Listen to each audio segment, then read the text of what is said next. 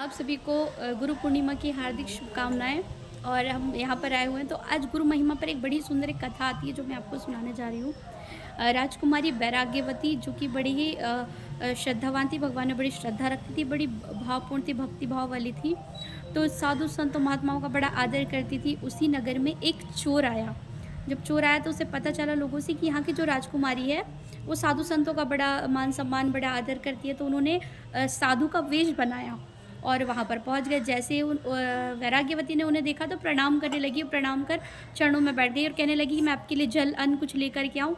तो वे सोचने लगी कि क्या किया जाए? तो उन्होंने कहा कि मैं जल, अन्न तो ले लेता, पर जिनके गुरु नहीं होते ना, मैं उनके हाथ से जल और अन्न ग्रहण नहीं करता।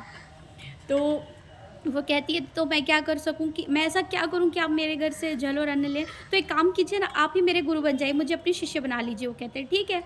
और वो तो चोर थे जो वहाँ पर साधु का वेश रख के आए थे, और वैराग्यवती तो बड़ी संतों की सेवा करने वाली बड़ी भजनानंदी थी। तो उसने भी क्या किया कि मान गई। उन्होंने कहा कि जितने रत्न आभूषण, जो भी सोना चांदी हीरे मोती जो कुछ, सारा आप पहन करके और आ जाओ। और वो भी गुरुजी के पीछे पीछे और चल गई, पहुंच गई जंगल में, और वो भी उन्हें लेकर के जंगल आ गए। और उन्होंने कहा कि अब मुझे गुरु दीक्षा देना है, तो तुम एक काम करो, तुम्हारे पास जो भी आभूषण है, रत्न है, वो उतार करके और इस वस्त्र में रख दो। उन्होंने एक पीला वस्त्र बिछाया, उसमें पूरे रत्न आभूषण रखवा लिए और जाने लगे। फिर उन्होंने सोचा कि एक काम करते उसे बांध देता हूँ, नहीं तो ये हो सकता है पता करने निकल जाए कि कहाँ चले गए, क्या है। तो उन्होंने फिर एक कपड़े से उसे एक वृक्ष से बांध दिया और कहा कि देखो बच्चा, जब तक हम ना आए तो बंधन मुक्त मत होना, हम 7 दिन बाद आके स्वयं तुम्हें बंधन से मुक्त करेंगे। अब रानी वैराग्यवती बंधी हुई थी।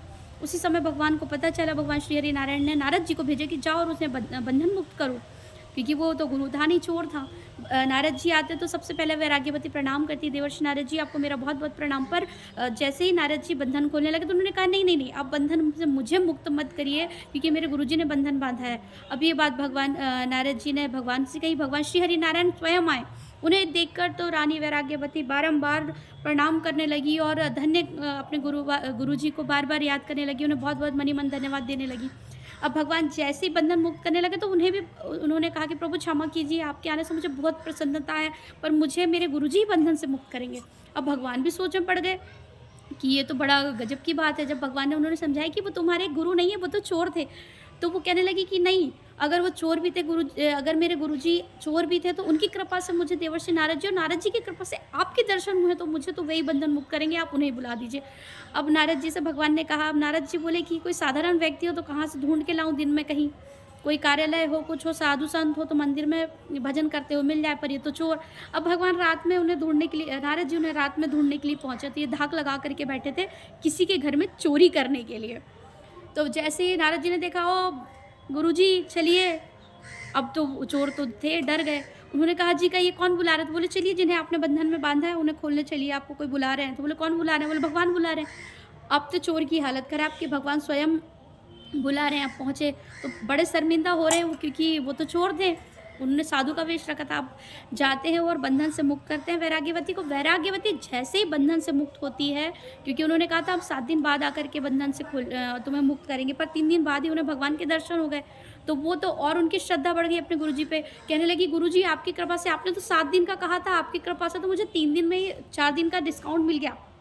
और मुझे तो भगवान के दर्शन हो गए, नारद जी के दर्शन हो गए, भगवान श्री हरि नारायण विष्णु जी के दर्शन हो गए। धन्य हैं आप। और जैसे ही बंधन मुक्त हुई, सबसे पहले गुरु के चरणों में वंदन किया, नमन किया। उसके बाद भगवान श्री हरि के चरणों में नमन किया और कहने लगी, क्या कहने लगी, गुरु गोविंद दो खड़े काके लागू पाए, बलिहारी गुरु आपने गोविंद दियो बताए, गोविंद दियो बताए। तो जो गुरु हैं, गुरु तत्व को आप प्रणाम करें, गुरुदेव को प्रणाम करें। गुरु हमेशा आपको भगवान से मिला देंगे, और गुरु कौन, जो ईश्वर से मिला दे वही गुरु होता है। तो इसीलिए हमने ये कथा कही कि आप ये मत देखिए कि गुरु जी ये कर रहे हैं, वो कर रहे हैं। आप बस गुरु तत्व को जानिए, गुरु जी जैसा कह रहे हैं बस करते जाइए, क्योंकि गुरु ही हैं जो आपको ईश्वर से मिला सकते हैं, जोड़ सकते हैं। और हमें कभी गुरु की निंदा नहीं करनी चाहिए, ना ही गुरु की निंदा सुननी चाहिए। आपको इससे पाप लगता है, कौन-सा पाप लगता है, ये हम पूरी डिटेल्स आपको कर देंगे। पर हाँ, अगर आप गुरु निंदा सुनते हैं, अगर आप सामर्थ्यवान हैं, तो सामने वाले की जीभ काट दीजिए, शास्त्र आज्ञा देते हैं। और नहीं है तो कान में उँगली डालिए और चले जाइए, पर गुरु की निंदा ना सुननी है, ना करनी है। ये खास आप इस बात का ध्यान रखें।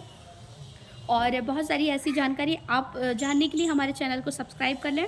हम ऐसी-ऐसी जानकारी आपको समय आने पर देते रहते हैं। तो आप सभी को जय श्री राम। हर हर महादेव।